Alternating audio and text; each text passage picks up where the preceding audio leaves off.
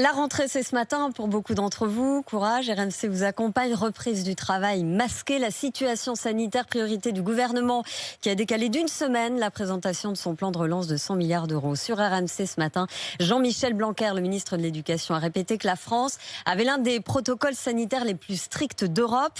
Mais certains parents craignent un reconfinement. Résultat, ils font des stocks de fournitures à une semaine de la rentrée des classes. Reportage au bureau Vallée de Coignères dans les Yvelines. Garance Munoz, Marie Monnier.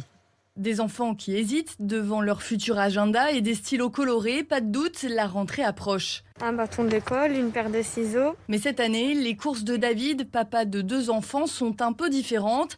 Il préfère se préparer à toutes les éventualités. Un stock de feuilles et d'encre imprimante. C'est ça le plus important.